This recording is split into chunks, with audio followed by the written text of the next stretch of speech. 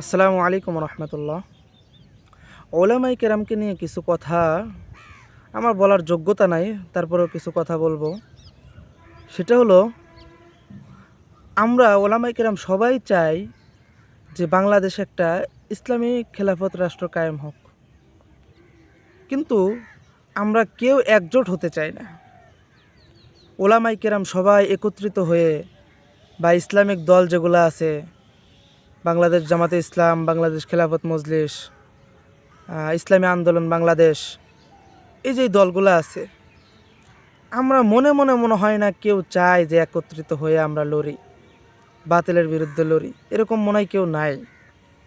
আমরা দেখছি, দেখি তো, আমরা প্রতিদিন নিউজগুলো দেখি, এরকম মুখে মুখে আমরা সবাই বলি, কিন্তু ভিতরগতভাবে আসলে এখন পর্যন্ত কেউ একত্রিত হয় নাই যে বলছে যে আমরা সবাই একত্রিত হয়ে লড়বো ইনশাআল্লাহ। না, ওলামাই কেরামও সামান্য দুনিয়ার ক্ষমতার লোভে, যখন আওয়ামী লীগ ছিল, অনেক ওলামাই কেরাম আওয়ামী লীগের দালালি করছে, তাদের পা চাটছে। কষ্ট নিয়েন না, এটা বাস্তব কথা। আবার হ্যাঁ, অনেক ওলামাই কেরাম এখন এখন বিএনপির দালালি করতেছে। কথাগুলো শুনতে খারাপ শোনা যাইতেছে, কিন্তু কথাগুলো সত্য।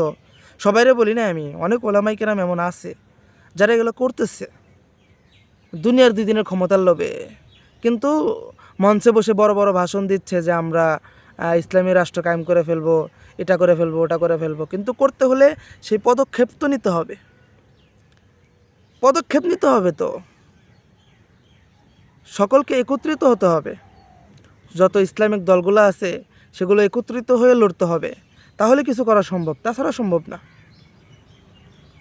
একটা কথা মনে রাখবেন, বিএনপি যদি ক্ষমতায় আসে, ওলামাই কেরাম শান্তিতে থাকতে পারবে না, আমরা শান্তিতে থাকতে পারবো না।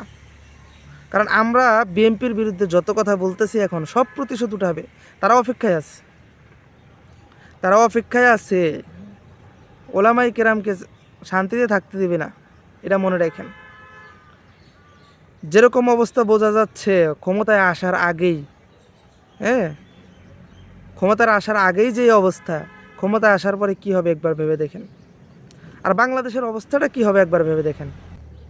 এই কিছুদিন আগে তো আপনারা খোঁজ খবর নিয়েছেন বাংলাদেশের কি অবস্থাটা ছিল।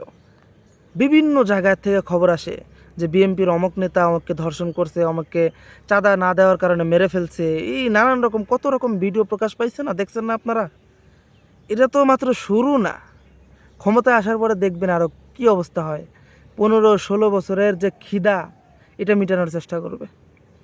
চাঁদাবাজি, যত রকম ধর্ষণ, যত কিছু আছে, ক্ষমতায় আসার আগেই যদি এই অবস্থা হয়, ক্ষমতা আসার পরে কি হবে একবার চিন্তা করছেন?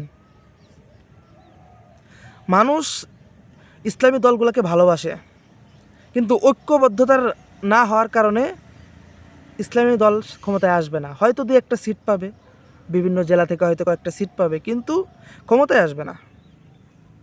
কারণ ওই যে ঐক্যবদ্ধতা নাই, ঐক্য লাগবে, ঐক্য খুব জরুরি। ঐক্য ছাড়া আপনি ক্ষমতায় চলে আসবেন, এটা সম্ভব না। ওলামাই কেরামের সম্মান রক্ষার্থে, মানুষদেরকে হেফাজত করতে, বাংলাদেশকে রক্ষা করতে বা ধ্বংসের হাত থেকে রক্ষা করতে সকল ইসলামী দলগুলোকে একত্রিত হওয়া খুব জরুরি।